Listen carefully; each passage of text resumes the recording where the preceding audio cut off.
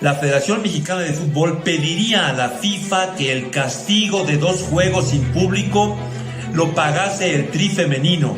Sí, escuchó usted bien, que en lugar de que sea el Tri masculino el que tuviese que jugar sin público, fuese el Tri femenino. ¿En qué cabeza cabe semejante estupidez? ¿A quién se le ocurrió tan absurda solución? ¿Cómo es posible que alguien en sus 5 sentidos y con un mínimo de inteligencia y honestidad esté planeando algo así? Y sobre todo, ¿cómo es posible que lo haga público? No, no y no. Me resisto a pensar que en la Federación Mexicana de Fútbol existan personas tan estúpidas y vulgares, rastreras, desvergonzadas y serviles, como para proponer una solución así. La afición mexicana de fútbol no entiende que no entiende, y por eso la Federación Internacional de Fútbol Asociación, la FIFA, ha decidido castigar a la selección mexicana en su camino al Mundial de Qatar 2022. ¿La razón? El grito homofóbico impresentable que ya todos conocemos y que le ha traído problemas más de una vez al tricolor.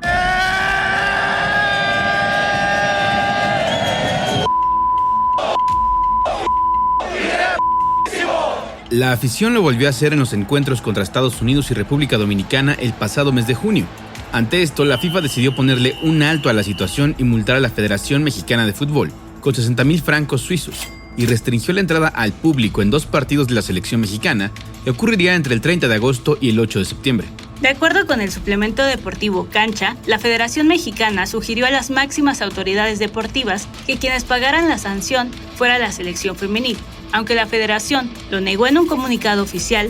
Según las palabras de John de Luisa, presidente de la Federación, recogidas por el diario Reforma, de Luisa habría dicho lo siguiente: por como nosotros visualizamos las diferentes competencias, existe la posibilidad de que sea tanto la selección mayor varonil como la selección mayor femenil. Por como se vienen los partidos oficiales local, hay fecha FIFA femenil en septiembre también. Es decir, que paguen ellas los platos rotos. Por supuesto que las voces se alzaron, sobre todo porque esta no es la primera gran injusticia que ocurre dentro y fuera de las canchas para las jugadoras profesionales de fútbol. Y un tema que es muy delicado y se tiene que tocar es el tema del sueldo. Yo empecé ganando en Chivas 2,500 pesos. Es una realidad, ¿no? Que no podemos vivir de esto.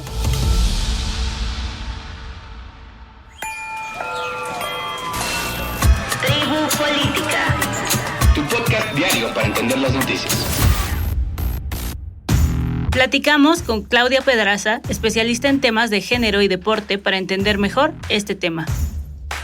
Recuerda que puedes escribirnos a audiocentro@radiocentro.com para sugerirnos temas que deberíamos cubrir, dudas o sugerencias que tengas de este programa. Gracias por escuchar. Claudia, ponnos un poco en contexto. Esta no es la primera vez que pasan este tipo de injusticias en la Liga Femenil, ¿verdad?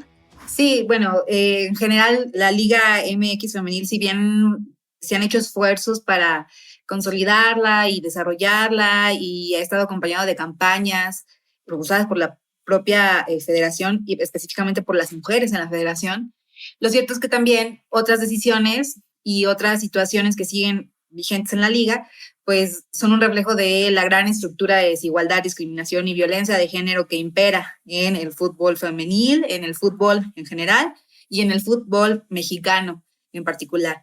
Entonces, pues esta noticia de que existe la posibilidad y que es sumamente probable que la sanción por el grito homofóbico que impone la FIFA la pague o se pague con un partido de la femenil, pues es una muestra, por un lado, de la toma de decisiones que se realiza desde la federación con una perspectiva machista y, por el otro lado, de la forma en la cual las mujeres tienen que, de alguna forma, sacrificar sus espacios, sus tiempos, sus partidos, sus juegos para beneficiar a la gran estructura que en este caso es la federación.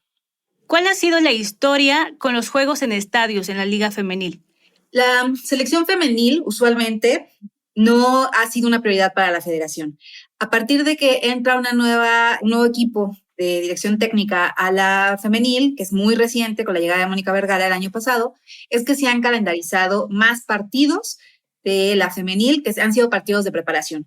La última vez que la selección femenil jugó en un estadio fue hace un par de meses, en el Estadio Azteca contra Costa Rica, en un partido de preparación. Antes de eso, habían pasado 14 años sin que la femenil jugara 11 años, perdón, sin que la femenil jugara en un estadio, no en un estadio de forma oficial, no en un estadio de fecha FIFA.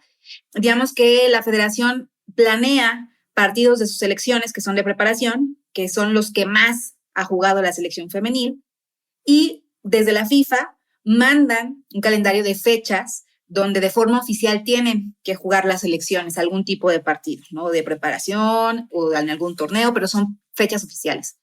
Y mientras las fechas FIFA son aprovechadas para programar partidos amistosos dentro de torneos de las varoniles, por la derrama económica que dejan, las fechas FIFA generalmente para la selección femenil representan partidos de preparación en lugares que no son estadios oficiales, sino son canchas de entrenamiento y generalmente a puerta cerrada. Esa es la tendencia que durante años ha manejado la federación. ¿Por qué se levanta toda esta queja? Porque en las declaraciones del director de la federación, el presidente de la federación, dejaba ver la posibilidad de que ahora sí, en fecha FIFA, se pudiera programar un partido de la selección femenil en un estadio y que por la sanción iba casualmente a ser un partido que se tendría que jugar a puerta cerrada para cumplir con ese castigo que da la FIFA, ¿no? Entonces es por eso que existe toda esta molestia, porque durante más de una década la federación no se había preocupado por gestionar partidos de la selección femenil en estadios oficiales, en fechas FIFA, y justo ahora se le ocurre para, de alguna forma, que ese partido programado, que sería en septiembre, se pueda utilizar para cumplir esa sanción, ¿no? La selección femenil tiene que jugar en septiembre porque la FIFA manda ese calendario, ¿no? Y ya tiene estipulado que se tiene que jugar. Si otras hubieran sido las condiciones, muy probablemente, por como se ha portado la federación, hubiera programado, lo mismo de siempre, un partido amistoso a puerta cerrada en una cancha de entrenamiento. Pero muy casualmente se está ocurriendo que sería muy bueno que ahora sí jugaran en estadio. Pero lástima, se va a atravesar o va a dar la casualidad y la coincidencia tan desafortunada de que, pues, si juegan en estadio, ese partido va a contar para pagar la sanción. Entonces, ese es el problema que se ve. Durante muchos años se ha pedido que la selección juegue en estadios, ¿no?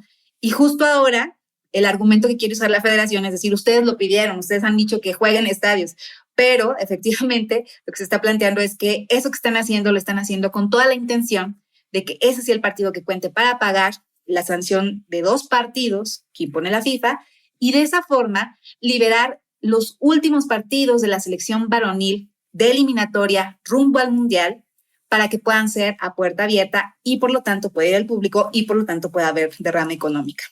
Entonces no hay forma de que no se tenga esta mirada pues sospechosa sobre esta decisión de la federación y más porque en viernes John de Luisa dio 3 declaraciones distintas, ¿no? O sea, estaba la declaración que había dado Reforma donde decía que podría ser que se pagara porque se podría programar un partido. Después en la mañana dice que ellos no saben nada y si la FIFA dice que tiene que ser en esa fecha y casualmente es la fecha de la femenil, pues ni modo, van a tener que acatar a la FIFA.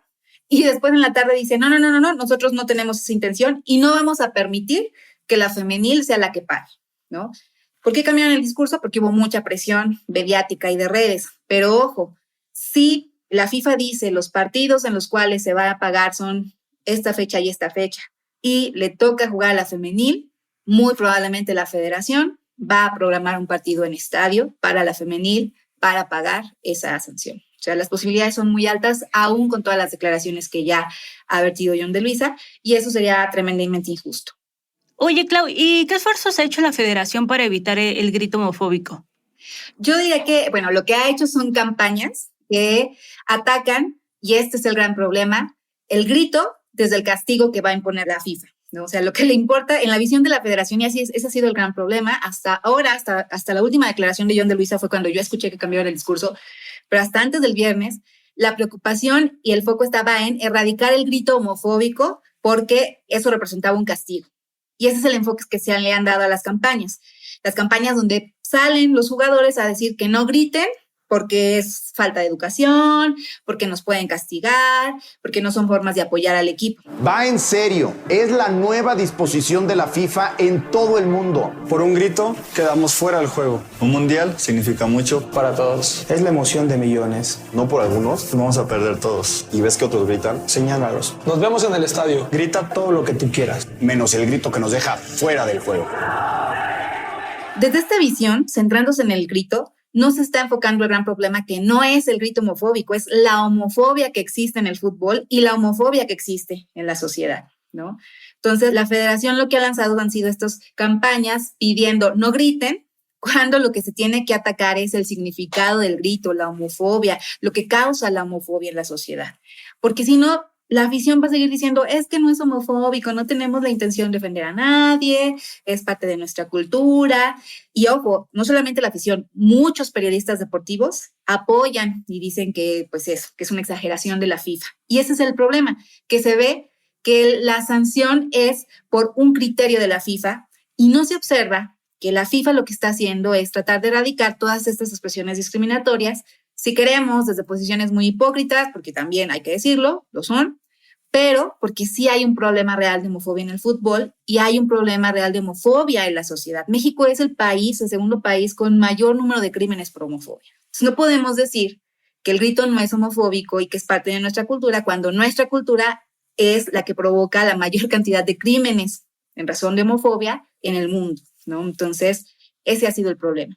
Jamás se ha mencionado la palabra homofobia en ninguna de las campañas y de las iniciativas. O sea, se dice que hay que acabar con el grito, que hay que mostrar educación, que hay que apoyar a la selección, pero no se entra de lleno a decir esto es homofóbico. No se ha señalado y ese es el problema. Muchas aficionadas estaban diciendo en redes que en ningún partido, ya sea de la selección o de la Liga MX femenil en general, hacen este grito. ¿Por qué crees que se deba? En efecto, donde Luisa, yo lo voy a decir aquí muy cobardemente, porque se me hace un argumento muy cobarde, dijo que él había escuchado en los partidos del fútbol femenil el grito, ¿no? Y desde las aficionadas que hemos dado seguimiento a la Liga MX, podemos decir que esto ocurrió muy al principio, en contadas ocasiones, y que se erradicó de inmediato porque, uno, los propios estadios y los propios recintos sacaban a las personas en cuanto empezaban a gritar, y dos, la afición no lo permitía. Las veces que ha aparecido ese grito, que han sido muy contadas y desde hace mucho tiempo, que ya no se escucha, en el momento en que apareció, la misma afición lo erradicó. No lo secundó, no lo vitoreó, o sea, no lo apoyó. ¿Por qué? Porque la afición femenil está compuesta, pues, muy distinta a la del fútbol varonil. Es una afición que está integrada sobre todo por jóvenes, por familias y por muchas mujeres que se han acercado al fútbol femenil también desde una perspectiva feminista. También hay muchos aficionados al fútbol varonil que en esta lógica de, bueno, si le voy al equipo varonil, también le voy al equipo femenil, pero que no encuentran en estos espacios todas estas prácticas machistas que usualmente vemos en las tribunas, ¿no? Desde gritarle al portero hasta pelearse, aventarse cervezas, aventar orina, todas estas cosas que vemos usualmente en las tribunas de la varonil. Bueno, acá esos aficionados de los equipos varoniles no han encontrado ni quien los secunde ni quien les haga eco. Y las veces que aparecen estas prácticas, las familias, el público, las mujeres que están en las tribunas no lo permiten ni lo señalan. Entonces, eso es lo que me parece que omite la federación, que el público del fútbol femenil es un público que no solamente disfruta la gran calidad deportiva, sino que además está interesado en la igualdad de género, que está interesado en que las mujeres estén en ese campo plenamente. O sea, no es un público que va a aceptar cualquier condición para sus jugadoras. Y eso me parece que ha sido la ceguera de la federación. O sea, no entender cuáles son las dinámicas y los intereses que hay en la afición del público del fútbol femenino. Ante este muy posible castigo que reciban las seleccionadas, ¿qué le queda hacer a la dirección, a Mónica Vergara y a las mismas seleccionadas? Por un lado, mucha gente, sobre todo muchos varones, periodistas incluso, dirán que las seleccionadas y la directora técnica se tienen que negar, ¿no? Y que se tienen que posicionar. Pero si bien sabemos que es muy valioso el posicionamiento de jugadoras y directoras, también sabemos que los mecanismos de poder de la federación, o sea, si ellas llegan a hacer eso, pues las van a castigar internamente.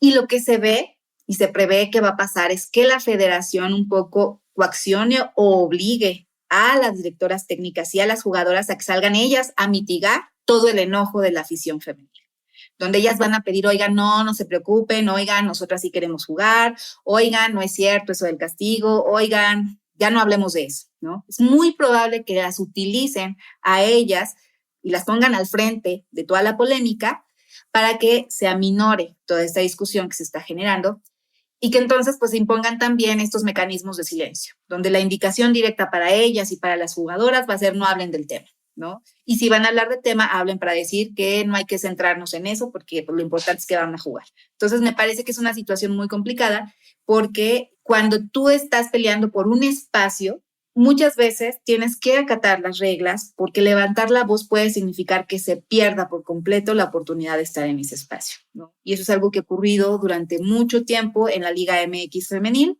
donde las jugadoras no siempre pueden hablar de lo que sucede dentro de los clubes, no siempre pueden hablar de la desigualdad salarial, no siempre pueden hablar de las inequidades laborales, porque de hacerlo, esto representaría que ya no tendrían la oportunidad de jugar, ¿no? Entonces, no está fácil para las jugadoras, para la directora técnica, porque lo que está en juego es su permanencia en ese lugar. Y necesitamos que las directoras técnicas, que las jugadoras estén ahí. Entonces, por eso es que desde la afición, desde medios feministas que cubren fútbol femenil, desde medios dirigidos por mujeres que cubren fútbol femenil, es desde donde se trata de dar la batalla, porque entendemos que desde dentro estas mujeres, jugadoras, directoras técnicas, incluso directivas de la federación, están en una posición muy difícil porque alzar la voz puede significar que ya no se den estas oportunidades.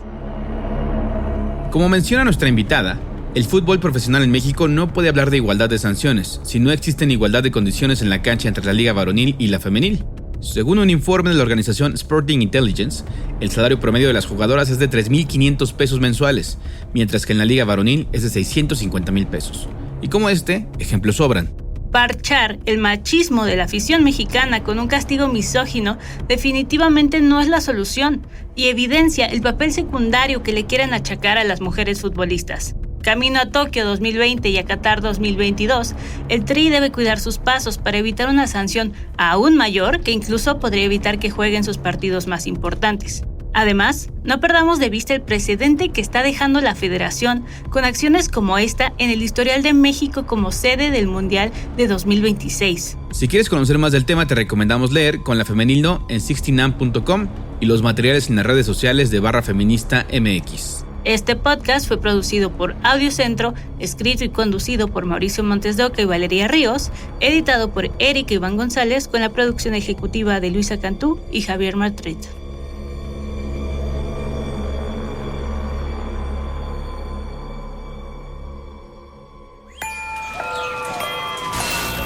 Tribu Política. Audiocentro.